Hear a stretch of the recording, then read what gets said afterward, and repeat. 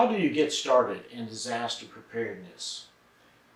There are two fundamental dimensions to disaster preparedness: supplies and skills. Now, there's many ways of determining which supplies you actually need, but the approach I'm going to suggest to you is to obtain an expert's list. In fact, I'm going to suggest 3 different sources and suggest you look at all 3. The first source is at the Family Disaster Prep website, which ID is at the end of this video. A second source is the LDS Preparedness Manual. Now, this is not an official publication of the LDS Church, which is officially known as the Church of Jesus Christ of Latter-day Saints, or the Mormons. Rather, the author, who is a Latter-day Saint, has compiled the articles within here. And many of the articles are not by members of the LDS Church, but it has numerous manifests of the equipment and the tools and the supplies that you would need in an emergency. A third source is the website Prepared LDS Family. This is actually prepared by an LDS mom, and she must be one of the most organized people in the entire world. But it has numerous lists in it which are just outstanding. Determine from these lists what you personally need for your situation, and then ask the question, what do you already have? Now, keep in mind substitutions. If you determine that you need a sleeping bag and you don't have one, but you have several blankets and or several quilts, you're all set. Those are excellent substitutions. Indeed, you could make an argument that a blanket and quilts are superior to a sleeping bag. Now, if you have a lifestyle or hobbies in hiking, camping, outdoor sports, hunting, fishing, cooking, gardening, and homesteading, you might have all of the items that you really need. But note what you are missing. Now, I think a typical mainstream family might have as much as 9 essential items that are missing. In some cases, families will have all of them, or only be missing 2 or 3 of the 9 items. But let's quickly review the 9 essential items for a preparedness kit. The first item is a water filter. This is a mini Sawyer, which can be obtained for around $20 at Walmart. It is a quality brand, and I highly recommend them.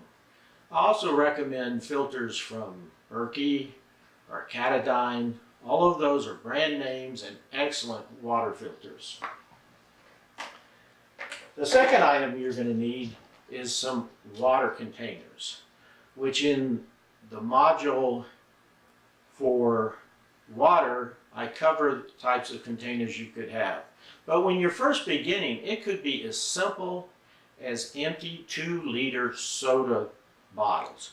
Wash them out, fill them up with tap water, put the lid on, and you're good to go. The third item is food for a minimum of 3 months. Now, I suggest commodity food such as beans, pasta, white rice, oatmeal, wheat, sugar, honey, corn, salt, and cooking oil. Now, my wife prefers coconut oil for that.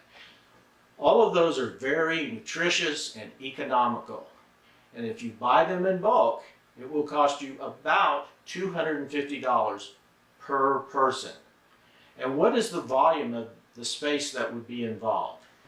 Well, I submit to you, there's 4 cases here, each with 6 number 10 cans. There's 1 large tub with commodity type foods, which can last 20, 25, 30 years. That's all the space you need for a 3-month supply for 1 person. The fourth item you'll need is some sort of light. And I highly recommend a headlight, for the simple reason you put it on your head and wherever you turn, it's going to be lit. This particular one is a black diamond. It has a nice elastic band. It's a very high-end one. But some of the more economical models are functionally fine. They'll be excellent. One of these will run you about $20. Another possible light, and one that we feel so highly of that we have two of them, is the LED searchlight. And you can find this on Amazon for about $35 to $37. The thing I like about this is the searchlight will light up an area 300 yards away as if it was daylight. It also has a red signal lamp and a white light reading lamp. But the main feature I like on this is the searchlight, and also it's powered by a USB. It's recharged by a USB. So you can recharge it off your car battery if you needed to while you're running down the road, or a USB port on a computer, or using a plug just off the a regular wall socket. But have at least one headlamp or light with you. Another essential item is a method to stay warm. Now in the southern climates, that might be as simple as putting on some more clothes. You don't need an external heat source. In northern climates in the winter, you're going to certainly need an external heating source. An excellent one that I like is the Mr. Heater Portable Buddy. And it runs off of propane tanks, the little small ones that you use like on a Coleman stove. Now, this will typically cost you about $65, $70. And then let's say you get a half a dozen propane bottles, you're up to around $100. And then you're good for quite a long time. Now, one of the things I like about this, it has an oxygen monitor. It'll shut itself off if it doesn't have enough oxygen in the room. You need to carefully follow the manufacturer's instructions, which one is not to fall asleep while this is running.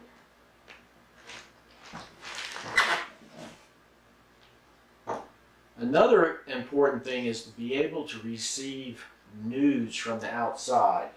And that can be as simple as a little radio like this. Now, I keep it in a waterproof sandwich bag. And then I keep it in a little metal bag, hopefully, or box. Hopefully that will give it some EMP protection. But it's simply this small. This is a AM, FM shortwave radio. And you can buy something equivalent to this for about $50.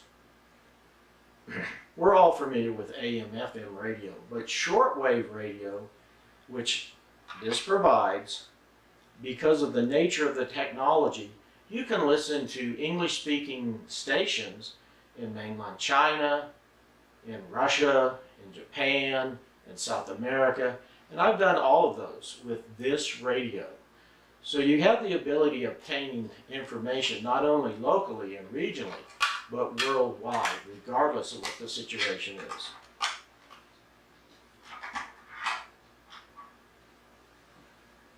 The next important item to have is a first aid kit.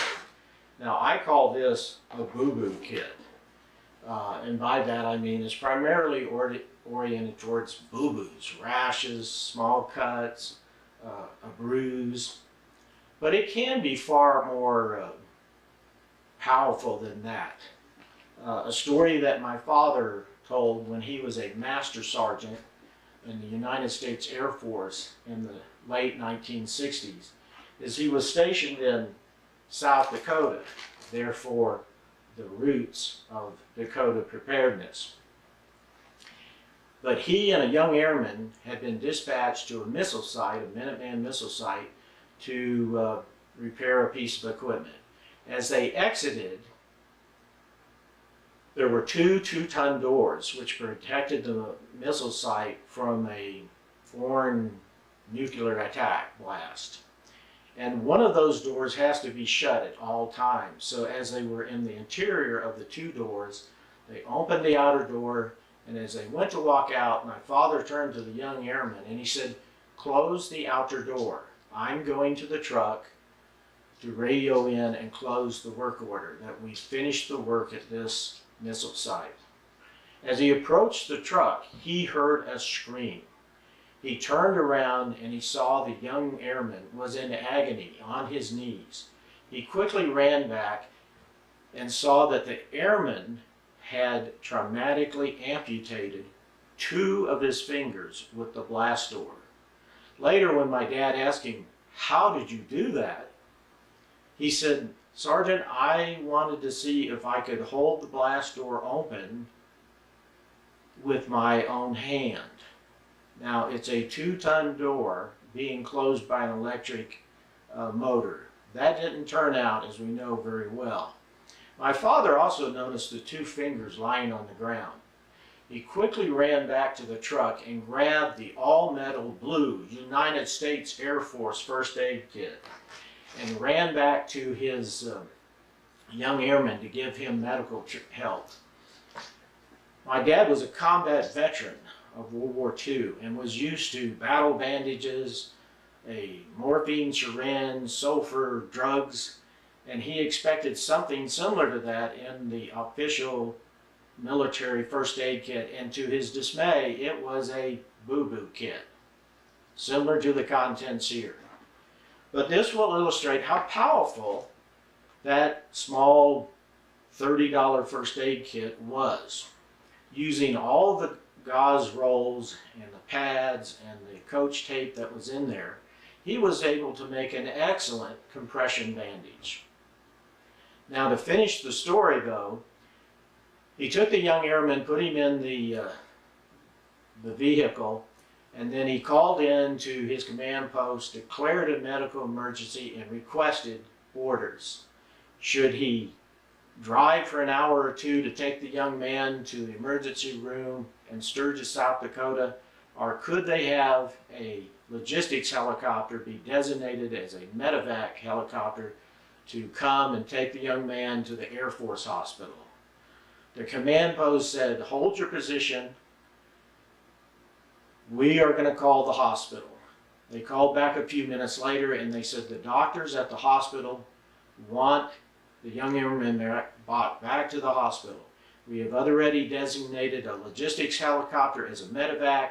They are making a beeline to you. Estimated time of arrival, 10 minutes. However, the doctors want the 2 fingers sent back. They want to attempt to reattach them." So my father took a thermostat, or a thermos bottle, cleaned it out as best he could with some new snow, put new snow in it halfway, and then took out a handkerchief that he had pulled out of a brand new package that morning and had never used, put the 2 fingers in it, rolled it up in the handkerchief, put them in the thermos, put the lid on, and made a very strong point with the crew chief on the helicopter medevac. "These are the fingers. This is not coffee. I'm giving you direct orders to make sure this thermos gets to the doctors at the Air Force hospital." The crew chief said, "Sarge, I got it." Now, the good news is they reattached to the 2 fingers. It was a successful operation. But here's the last part of the story. The next week, when my dad was waiting at the maintenance office to be dispatched to repair another piece of equipment, one of the other sergeants said to him, "Hey Sarge, when are you going to go over to the hospital and get your thermos bottle?" And my dad thought for a minute and he said, "Yeah, I'll tell you what I'll do. I'll go get that thermos if you'll be the first man who drinks a hot cup of coffee out of it." So don't underestimate a boo-boo kit. Now you'll see later in the video module on first aid that I'm going to ask for a lot more equipment. But $30 will take you a long way with a small, big box purchased first aid kit. The next item that you'll need is some sort of cooking ability. Now, what I'm going to suggest is so iconic, I didn't even bother to bring it down to show you. I think everyone has seen a Coleman Classic propane stove. 2-burner. They now sell for about $43. Let's add in a half a dozen bottles of propane, which can be bought for $25 at a Sam's Club or many other places. So total is $68. That'll give us cooking capability. The last item that some families may need is some sort of tarp. This is a 14 by 16, $15. And those are the essential items that you might not have. Now, I think that most families, most individuals will have most of these 9 items. Now, I know my distractors might say, but you didn't talk about a survival knife. Remember, I pointed out, if you have a viable substitution, use that. So most families have a steak knife. Now, I will be the first one to admit, a steak knife is not the best survival knife in the world by any measure, but it will get the job done in a pinch. Total cost, $563 for what we're looking at. That will get you through a disaster for 90 days. Now keep in mind, of that $563, $250 is food which you can be rotating through your diet. It's economical, it's nutritional, it's the type of foods that should be the foundation of our diet, along with vegetables and fruits. Of the remaining items, perhaps for each adult they should have a $20 light. But most of the equipment, the water filter, the water containers, the means to stay warm, the AM, FM, shortwave radio, the first aid kit, the cooking capability, that all you need is one for the entire family. Next, you need certain skills. There are 4 major skills that you need to make a dedicated effort to learn. Now, there's many other skills that you need to know. You need to allocate time to learn them, but there are 4 really major ones that take a great deal of effort to learn about it and to, even more important in some cases, gain experience with. The first one is first aid for medical care. Take a Red Cross first aid course. There's also an excellent DVD set on basic first aid, on blunt force trauma, on knife trauma, on gunshot trauma, produced by the American Safety Company with John Clout.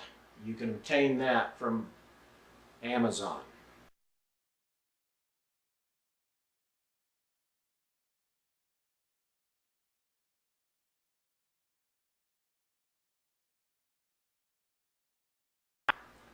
Get a ham radio and get your license. This gives you the ability to communicate out. And basically the best way to learn about ham radios, unless you've got a mentor who already has a license, is get a review book for the license, read it, download the test database, questions, review them. If you don't understand them, go back to your review book, put the effort in obtaining that license. Another key area for skills is gardening. Now, there's a company called The Great Courses, which is a video teaching company that picks excellent instructors to develop a course, and they videotape them on many subjects. But of interest to disaster preparedness is they have a number of courses on gardening. Now, I have found with gardening, not only do you have to learn about it, the way you truly develop a knowledge of it is experience. You got to get out there and plant some seeds and grow something and learn about all the hardships along the way of getting that to success and getting some food production. Another area is to know how to cook properly. Now, I can open up a tin can with the best of guys, and I can warm that up, or I can heat up some water. But to really be able to be a great cook is really an asset during a disaster. Take your commodity foods with other spices and so on, and you can make gourmet meals.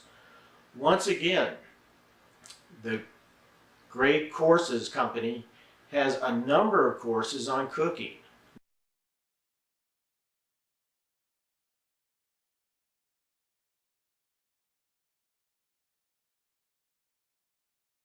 So when the great courses are on sale, they're quite economical.